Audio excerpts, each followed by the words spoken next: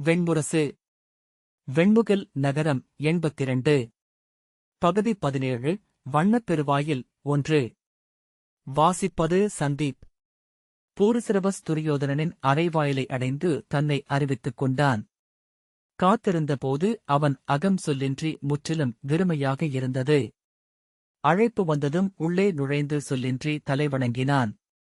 துரியோதனன் கை காட்டி, அமர்க இளையோனே என்றபின், காலையில் இளைய யாதவன் வந்துவிட்டான் என்றான். பூரிசிரவஸ் துரியோதனனுக்கு அருகே அமர்ந்திருந்த கர்ணனை நோக்கிவிட்டு தலையசைத்தான்.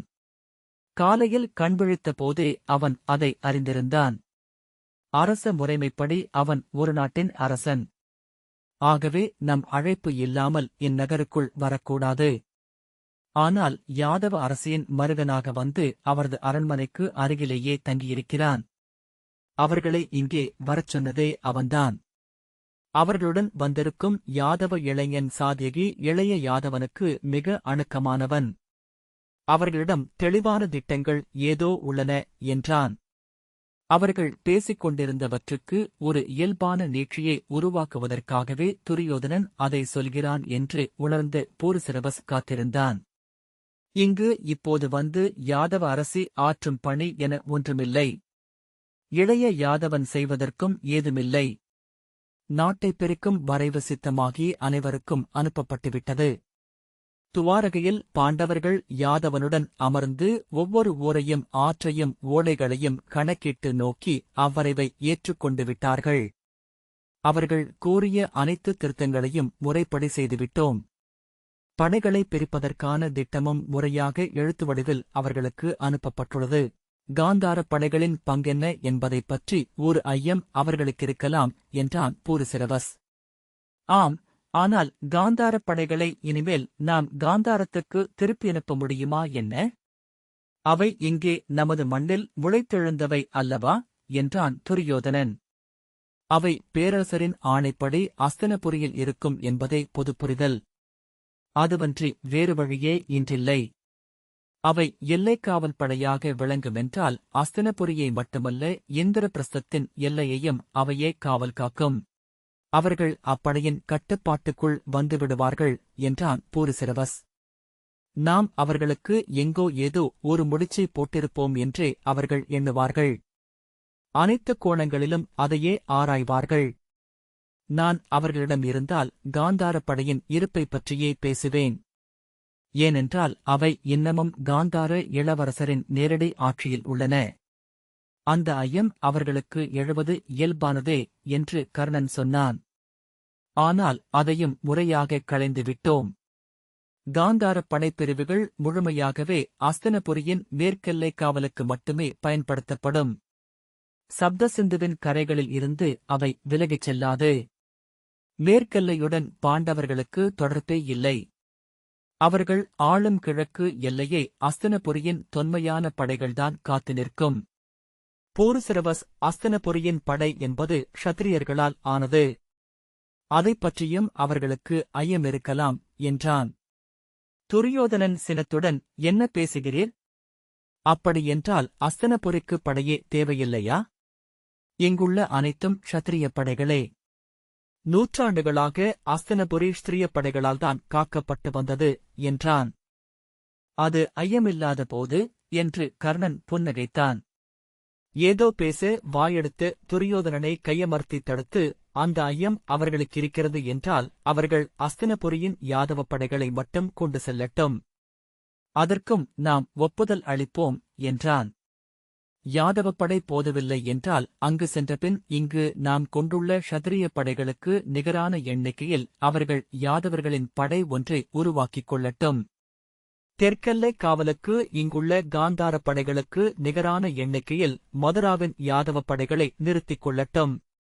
என்ன சொல்கிறாய் கர்ணா? நீ என்று சீற்றத்துடன் துரியோதனன் தொடங்க, இளவரசே, அவர்களுக்கு இன்று தேவை ஒரு பூசல். நாம் நம் நாட்டை அகமுவந்து அவர்களுக்கு பகிர்ந்து கொடுப்பதன் வழியாக மக்களிடையே நமக்கு செல்வாக்குதான் உருவாகும். அதை நானே அஸ்தினபுரியின் தெருக்களில் காண்கிறேன். அதை அழிக்க நினைக்கிறார் யாதவ அரசி என்றான் கர்ணன். அதை இப்போது நாம் வென்றாக வேண்டும். அதுதான் நமது உடனடித் திட்டமாக இருக்க வேண்டும். துரியோதனன் தலையை நிறைவின்மையுடன் அசைத்தான். இளவரசே, நாம் அஸ்தனபுரியின் அரசை ஆள்கிறோம். 4 படைகளையும் கையில் வைத்திருக்கிறோம். அவர்கள் எதிரிகளாக அயல் நாடுகளில் வாழ்கிறார்கள். இந்நிலையில் எந்தப் பூசல் எழுந்தாலும் நாம் நம் நலனுக்காக அவர்களை ஏக்க முயல்வதாகவே பொதுவினர் விழிகளுக்குத் தோன்றும். அவர்கள் விழைவது அந்தச் சித்திரம்தான். துரியோதனன் தத்தளிப்புடன், ஆனால் நானே மனமுவந்து கொடுத்தால்தான் நாட்டைப் பெறுவேன் என்று சொன்னவன் தருமன் அல்லவா என்றான். ஆம், அது உண்மை. அது அவருடைய அகவிரிவைக் காட்டுகிறது. அவர் எதையும் கொடுக்காமல் கொள்ள விழையவில்லை. ஆனால் யாதவ அரசி அதிலுள்ள அரசியல் இழப்பை அறிந்துவிட்டார். இன்று வரை தருமனின் வல்லமை என்பது அவருக்கிருக்கும் மக்கள் ஆதரவு. அதை அளிப்பது அவரது அறநிலைப்பாடு. அரசை உவந்து அளிப்பதன் வழியாக நீங்கள் ஒரு படி மேலே செல்கிறீர்கள். அது தருமனை சிறியவனாக்கிவிடும். அதைத்தான் யாதவ அரசி தடுக்க நினைக்கிறார். இப்போது அவர் தனியாக இங்கு வந்து தங்கியிருப்பதே அஸ்தினபுரியில் பேசப்படும் செய்தியாகிவிட்டது என்று கர்ணன் தொடர்ந்தான். அவர் தனியாக வந்திருக்கிறார். இங்கே அரசரும் இல்லை. இளைய யாதவன் அவருக்கு துணையாக வந்திருக்கிறான். அதன் பொருள் என்ன? நாம் பங்கீட்டில் பெரும் அறப்பிழைகளை செய்கிறோம், அவர் அதை தடுக்க வந்திருக்கிறார் என்றுதான். இன்னும் சில நாட்களில் அவர் நம்மிடம் கண்ணீருடன் மன்றாடிய கதைகளை நீங்கள் அஸ்தினபுரியின் தெருக்களில் கேட்கலாம். சீச்சி என துரியோதனன் முகம் சுளித்தான். இத்தனை சிறுமையான நாடகங்கள் வழியாகவா நாம் அரசியலாடுவது? கர்ணன் புன்னகைத்து, எப்போதுமே அரசியல் இழிநாடகங்கள் வழியாகவே நிகழ்ந்துள்ளது.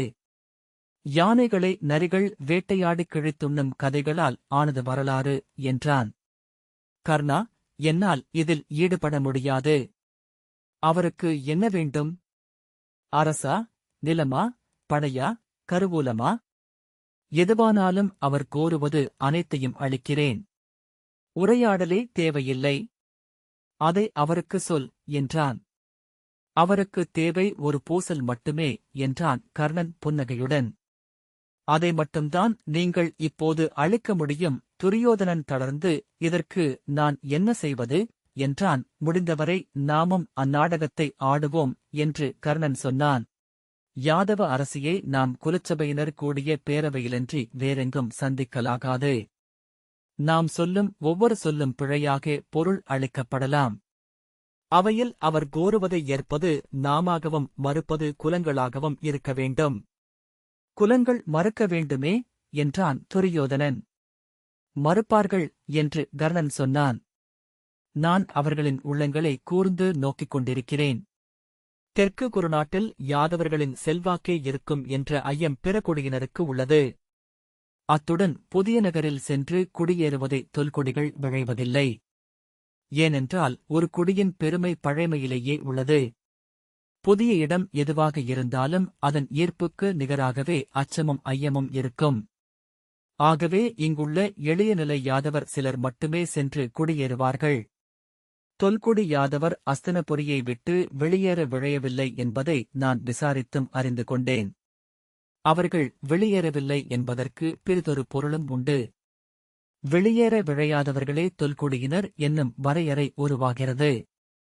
ஆகவே சற்றேனும் செல்வமோ புகழோ உடைய எவரும் அஸ்தினபுரியை விட்டு செல்ல வாய்ப்பில்லை. கர்ணன் புன்னகைத்து, அஸ்தினபுரியை விட்டு வெளியேற விழையவில்லை என்பதனாலேயே அவர்கள் நம்மவர்களாக ஆகிவிடுவார்கள். இதற்காக நிற்க வேண்டிய பொறுப்பை அடைகிறார்கள். நாம் சொல்வதை அவர்கள் ஆதரிப்பார்கள் என்றான். அவையில் யாதவ பெருங்குடியினரே யாதவ அரசியை மறுத்துப் பேசட்டும். அவர் கோருவதை எல்லாம் அளிக்க நாம் சித்தமாக இருப்போம். அதற்கு யாதவ குடிகள் மறுப்பு தெரிவிப்பார்கள். பூசலிடுவது யாதவ அரசு என்று அவையில் நிறுவப்பட வேண்டும் என்று கர்ணன் தொடர்ந்தான். துரியோதனன் சலிப்புடன், இச்சிறுமைகள் வழியாகத்தான் நாடாள வேண்டுமா? நிமிர்ந்து நின்று நம் விழைவையும் திட்டத்தையும் சொன்னாலென்ன என்றான். கர்ணன், பகடையாடுபவர்கள் நிமிர்ந்து அமர்ந்து ஆடி எங்காவது பார்த்திருக்கிறீர்களா? அது குனிந்தும் பிறர் விழிநோக்கியும் ஆட வேண்டிய ஒன்று என்றான். துரியோதனன், அதை நீங்கள் ஆடுங்கள் என்றான். நான் இனி அதை ஆடுவதாக இல்லை. இதுதான் அரசு சூழ்தல் என்றால் இது என் இயல்பே இல்லை. இதில் எனக்கு உவகையும் நிறைவும் இல்லை. கர்ணன், அரசி வந்தபின் நீங்கள் மாறிவிட்டீர்கள் இளவரசே என்றான். பூரிசிரவஸ், மூத்தவரே, குந்திதேவி இங்கு வந்தது இங்குள்ள மண நிகழ்வுகளில் பங்கு கொள்ளத்தான் என்றுதான் விதுரர் சொன்னார். அது யாதவரின் ஆணை. அதை ஏன் நாம் நம்பக்கூடாது? மண நிகழ்வுகளில் பங்கெடுக்கும் கடமை அவர்களுக்கு உண்டல்லவா என்றான். அவன் துரியோதனனை நோக்கி, மேலும் இளைய யாதவர் இந்த பூசலை உருவாக்கும் செயலை திட்டமிட்டிருக்க மாட்டார் என்றே நான் நினைக்கிறேன். இங்கே இந்த பங்கீட்டை உருவாக்க அவர்தான் தூது வந்தார். இப்புரிதல்களெல்லாம் அவரது ஆக்கம். அதை அவரே குலைக்க மாட்டார் என்றான். ஆம், உண்மை. இளைய யாதவன் ஒருபோதும் பூசலை உருவாக்க எண்ணமாட்டான் என்றான் துரியோதனன். கர்ணா, நீ சொல்வது ஒருவேளை யாதவ அரசியின் திட்டமாக இருக்கலாம்.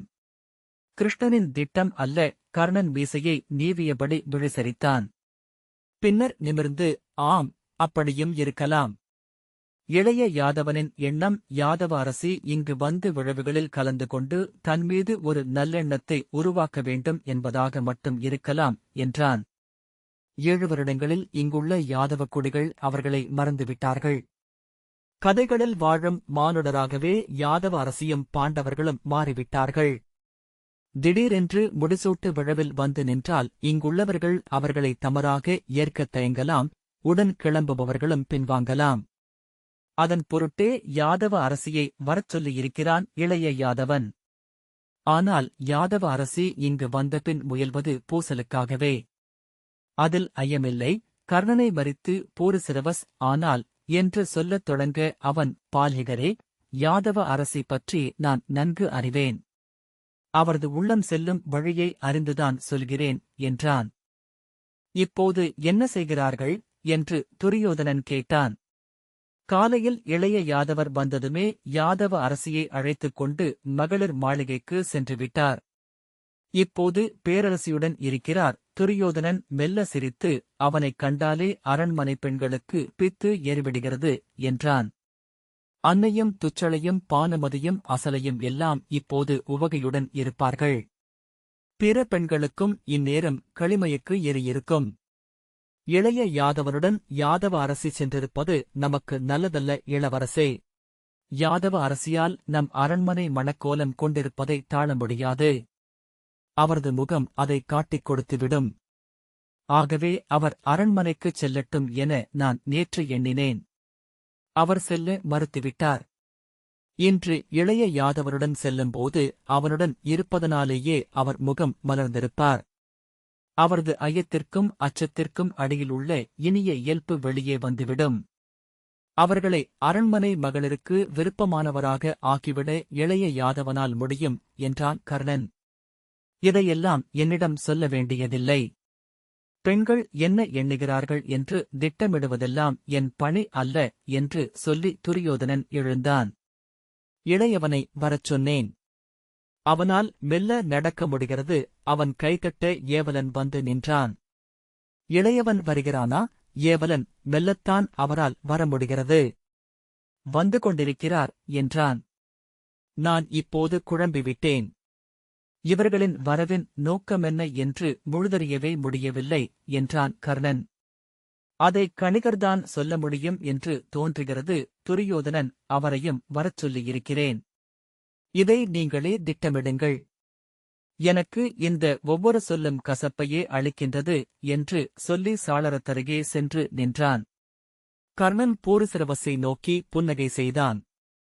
அறைக்குள் அமைதி பரவியது. வெளியே மரக்கிளைகளில் காற்று செல்லும் ஒலி மட்டும் கேட்டுக்கொண்டிருந்தது.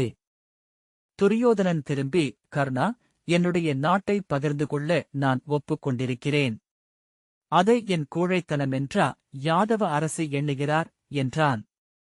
கர்ணன், இளவரசே, அவரது நாட்டை நீங்கள் கையில் வைத்திருக்கிறீர்கள் என்று எண்ணுகிறார். அதை முழுமையாக வென்றெடுப்பது எப்படி என்று உள்ளூர கனவு காண்கிறார். அதற்கு அன்று சொல்ல வேண்டிய அனைத்து அடிப்படைகளையும் இன்றே உருவாக்கிக் கொள்ள திட்டமிடுகிறார். ஒருநாள் இந்திரபிரஸ்தம் நம்மீது படை கொண்டு வரும். அதை யாதவ அரசியே தூண்டுவார் என்றான். ஆனால் இன்று அவரது திட்டமென்பது முடிந்தவரை குடிகளை தன்னுடன் தெற்கு குறுநாட்டுக்கு கொண்டு செல்வது மட்டுமே. ஒரு பூசல் நிகழ்ந்தால் குடிகள் மீண்டும் இரண்டாவார்கள். இனப்பூசல் எழுந்தால் யாதவர் அனைவரும் ஒரே அணியில் நிற்பார்கள். அத்துடன் க்ஷத்திரியரல்லா சிறுகுடியினரில் அவர்மேல் கனிவு பெருகும். துரியோதனன் கசப்புடன் தலையை அசைத்து, இதைவிட நேரடியான தாக்குதலே மேல். அதை தெய்வங்கள் விரும்பும் என்றான். ஏவலன் வந்து தலைவணங்க துரியோதனன் கையசைத்தான். கதவு திறந்து சகுனி உள்ளே வந்தார். கர்ணனும் போருசிரவசும் எழுந்து வணங்கினர். சகுனி துரியோதனனின் வணக்கத்தை ஏற்று வாழ்த்தி கையசைத்தபின் அமர்ந்தார். எலி நுழைவது போல ஓசையில்லாமல் கணிகர் உள்ளே வந்து கைகளால் காற்றைத் துழாவி நடந்து அரைமூலையில் இருந்த தாழ்வான இருக்கையில் சென்று அமர்ந்தார்.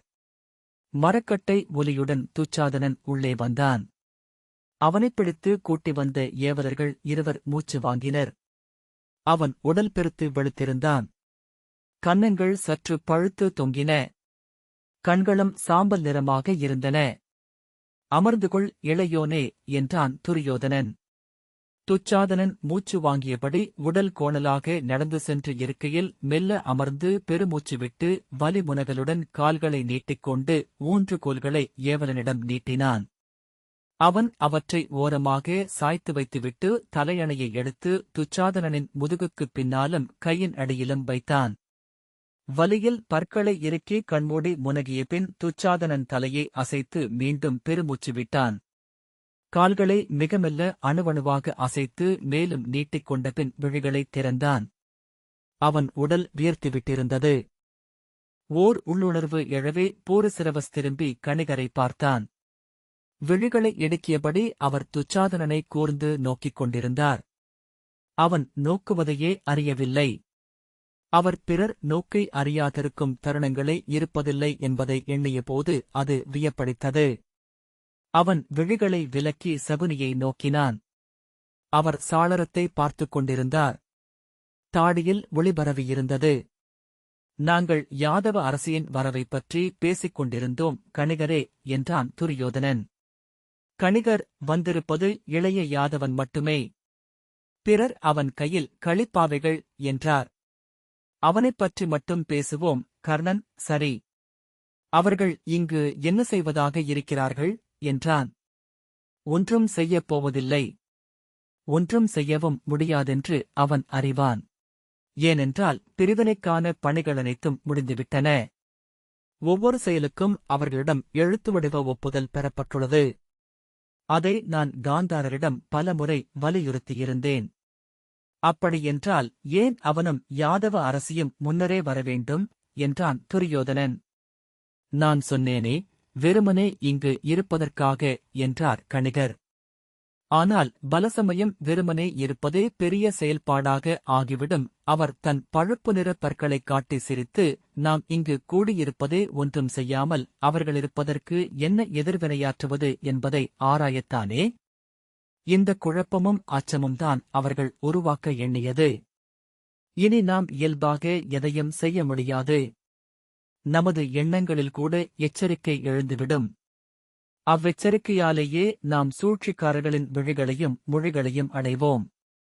பிழைகள் செய்வோம். அவன் எண்ணியது பாதி நிறைவேறிவிட்டது என்றார். நான் என் ஒற்றர்களிடம் இன்று பேசினேன்.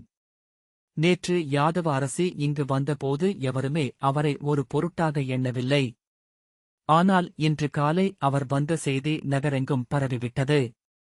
தெருக்களில் அதைப் பற்றிய பேச்சுக்கள் தொடங்கிவிட்டன. நாளைக்குள் அவை நுரை எனப் பெருகிவிடும் என்று கணிகர் தொடர்ந்தார். நாட்கணக்காக இங்கே மணவிழவுகள் நிகழ்கின்றன. அந்தக் களிமயக்கு மக்களை பிடித்தாட்டுகிறது. அதை அவன் அறிந்தான். மீண்டும் நாட்டுப் பிரிவினை பற்றி மக்கள் பேச வேண்டும் என திட்டமிட்டான். அதை நிகழ்த்திவிட்டான். ஏனென்றால் களியாட்டுக்கு நிகரான கேளிக்கைதான் வம்பாடலும். அதை அவனைவிட அறிந்தவன் எவன்? இல்லை என்றால் என்ன ஆகியிருக்கும்? துச்சடையின் மணவிழா முடிந்த 7வது நாள் முடிசூட்டு விழா அல்லவா? மணவிழவுக்கு வரும் மன்னரும் பெருங்குடியினரும் வணிகரும் முடிசூட்டு விழவு வரை இங்கிருப்பார்கள். ஆலய வழிபாடுகளும் மூத்தார் நோன்புகளும் தொடர்ந்து நடக்கும். அனைத்தும் இணைந்து ஒற்றை கொண்டாட்டமாகவே அமைந்துவிடும். பாண்டவர் நகர் புகுவதும் திரௌபதியின் வருகையும் அக்களியாட்டத்தின் பகுதிகளாகவே இருக்கும். அப்படியே நாடு பிரியும் நிகழ்வுக்குச் செல்லும்போது மக்கள் களைத்திருப்பார்கள். நாட்டுப் பிரிவினை குறித்து அரசரின் ஆணை இவ்விழவுகளின் எதிர்பார்த்து இறுதியாக அமையும். அது சோர்வூட்டும் ஒரு சிறு நிகழ்வு மட்டுமே. மிக எளிதாக அது நடந்து முடியும். அதை யாதவன் விரும்பவில்லை. ஏன் என்றான் துரியோதனன்.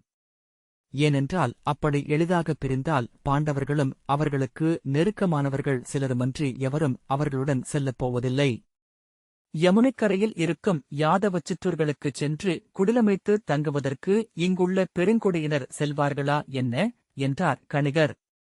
ஆனால் அவர்கள் அங்கு ஒரு பெருநகரை அமைக்கவிருக்கிறார்கள். துவாரகைக்கு இணையான நகர் என்றான் பூரிசிரவஸ். இளையோனே, துவாரகையில் இன்றும் பாதிக்குமேல் குடிகள் அயல் நாட்டு வணிகர்களே. அது கடல்துறை நகர். இந்திரபிரஸ்தம் ஆற்றங்கரையில் அமையும் நகரம். அது துறைமுகமாக எழுந்த பின்னரே வணிகர்கள் வருவார்கள். அந்நகரைக் கட்டுவது யார்? சிற்பிகள், தச்சர்கள், கொல்லர்கள் தேவை. அனைத்தையும் விட முதன்மையான ஒன்றுண்டு. ஒரு நகர் அமைக்கப்பட்ட பின் அங்கே சென்று குடியேற முடியாது. குடியேறிய பின்பு அங்குள்ள தேவைகளுக்கு ஏற்பத்தான் அதை அமைத்துக் கொள்ள வேண்டும். தேனீ கூடு கட்டுவது போல. அதற்கு அவர்களுக்கு குடிகள் தேவை. செய்வதற்கொன்றே உள்ளது. அவர்கள் எதை தவிர்க்க நினைக்கிறார்களோ அது நிகழட்டும். இரவும் பகலும் நகரம் கொண்டாடட்டும். ஒரு கணம் கூட காற்று ஓய்ந்து கொடி தொய்வடையலாகாது என்றார் கணிகர். ஆனால் ஏற்கனவே யாதவ அரசியின் வருகை ஊரலரை உருவாக்கிவிட்டது என்றீர்கள் என்றான் பூரிசிரவஸ். ஆம், ஆனால் அதை அவர்களைக் கொண்டே நாம் வெல்ல முடியும். இங்கு நிகழும் களியாட்டில் அவர்களையும் ஒரு பகுதியாக ஆக்குவோம். யாதவனும் யாதவ அரசியும் இங்கு வந்ததையே ஒரு கொண்டாட்டமாக ஆக்குவோம். ஒரு நாளில் இந்த அலர் மறைந்துவிடும். இதுவும் ஒரு போர் என்பதை நாம் மறக்க வேண்டியதில்லை என்று கணிகர் தொடர்ந்தார். இப்போரில் முதலில் நாம் வென்றிருக்கிறோம். அஸ்தினபுரியை நாம் அடைந்தோம். நம்மிடம் பாரதவர்ஷத்தின் மிகப்பெரிய படைகள் உள்ளன. சிந்து நாடும் நம்முடன் இணையும்போது நாம் நிகரற்றவர்கள். ஐயமே தேவையில்லை. அவர்கள் ஒரு நகரை உருவாக்கி அங்கே வணிகத்தைப் பெருக்கி படைகளை அமைத்து வலுப்பெறுவதென்பது ஒரு கனவு மட்டுமே. அதை அவர்கள் அடைவதை நம்மால் எளிதில் தடுக்க முடியும். இப்போது நாம் செய்ய வேண்டியது அவர்களுடன் செல்லும் குடிமக்களை முடிந்தவரை குறைப்பது மட்டுமே. அப்படி நம்மால் குறைக்க முடிந்தால் அவர்களுக்கு வேறு வழியில்லை. அங்கே பாஞ்சாலர்களையும் மதுராபுரி மக்களையும் குடியேற்ற வேண்டும். அப்படிச் செய்தால் அதைக் கொண்டே தெற்கு குருநாடு அயலவரின் மண் என்னும் எண்ணத்தை இங்கே நம் மக்களிடம் உருவாக்கிவிட முடியும். அந்நகரம் கட்டி முடிக்கப்படும்போது அவர்களின் முழுச் செல்வமும் செலவழிந்திருக்கும் கணத்தில் மிக எளிதாக ஒரு படையெடுப்பு மூலம் அவர்களை வென்றுவிட முடியும். பாலூட்டும் வேங்கையைக் கொல்வது எளிது. பாலுண்ணும் குழந்தைகள் வளர்ந்து அன்னை அவற்றை உதரும் கணம் மிக மிக உகந்தது. அன்னை சலித்திருக்கும். உடல் மெலிந்திருக்கும். அன்னையைக் கொன்றபின் குழவிகளையும் நாம் அடைய முடியும். அவர் முடித்த பின்னரும் அந்தச் சொற்கள் அகத்தில் நீடிப்பதாக பூரிசிரவஸ் எண்ணினான். அவர் சொன்ன விதத்தை எண்ணி வியந்து கொண்டான். ஒரு கருத்தைச் சொன்னபின் மிகச்சரியான உவமையை இறுதியில்தான் அமைக்க வேண்டும் என குறித்துக் கொண்டான். அங்கிருந்த அத்தனை பேரும் அந்த வேங்கையைப் பற்றித்தான் எண்ணிக்கொண்டிருக்கிறார்கள். உடனே பெண்வேங்கை என்பதில் உள்ள உட்குறிப்பு அவனுக்குத் தெரிந்தது. முதல் முறையாக அவனுக்கு ஒன்று தோன்றியது. கணிகர் உளந்திரிந்து அரசு சூழ்தலுக்குள் வந்த கவிஞர். கவிதையினூடாக ரிஷியாக ஆகியிருக்க வேண்டியவர். அவனால் அவரை நோக்காமலிருக்க முடியவில்லை. சொல்லி முடித்ததுமே முழுமையாக தன்னை அணைத்துக் கொண்டு ஒடுங்கிவிட்டிருந்தார் அவர். சகுனி தாடியை வருடி தன் புண்பட்ட காலை மெல்ல நீட்டி, கணிகர் சொல்வதையே செய்வோம் சுயோதனா. நாம் செல்ல வேண்டிய சிறந்த பாதை அதுவே என்றார். பாண்டவர் நகர்ப்புகுதலுக்கும் மணநிகழ்வுக்கும் பேரரசர் வந்தாக வேண்டுமெனச் சொல்லி செய்தி அனுப்பினேன். வர அவர் ஒப்புக்கொண்டிருப்பதாக விப்ரரின் செய்தி வந்தது என்றார். பூரிசிரவஸை நோக்கித் திரும்பி, நீர் இளைய யாதவரிடம் ஒரு செய்தி கொண்டு செல்லும் என்றார் சகுனி. ஆணை என்றான் பூரிசிரவஸ். நாளை மறுநாள் சுக்ல சதுர்த்தி. அவை கூட ஏற்ற நாள். குலத்தலைவர்களுக்கு முறைப்படி அறிவிப்பு செல்லட்டும். அஸ்தனபுரியின் ஆட்சிப் பேரவையை கூடச் செய்வோம். அஸ்தனபுரியின் இளவரசிகளுக்கு வாழ்த்தளிக்க வந்துள்ள யாதவ அரசிக்கும் இளைய யாதவனுக்கும் அஸ்தனபுரியின் அரசவையும் குலச்சபையும் இணைந்து ஒரு பெருவரவேற்பை அளிக்கட்டும். அதையொட்டி களியாட்டு மேலும் தொடரட்டும் என்றான். பூரிசிரவஸ் தலைவணங்கினான். இது அவர்கள் நமக்குச் செய்தன் மறுமொழிதான். இச்செய்தி ஒன்றும் முதன்மையானது அல்ல, நீர் அவர்களுடனேயே இரும். அது அவர்களை கொஞ்சம் இயல்பிழச் செய்யட்டும் என்றார். பெருமூச்சுடன் துரியோதனன், இன்னும் எத்தனை நாள்? இச்சிறுமைகளைக் கடந்து எப்போது இந்நாட்டை ஆளப்போகிறேன் என்றான். இளையோனே, நீ மதுவருந்தலாமா? துச்சாதனன் அருந்தலாம் மூத்தவரே என்றான். துரியோதனன் கைகளைத் தட்டி ஏவலனை அழைத்தான். இந்த வாசிப்பை கேட்டதற்கு நன்றி.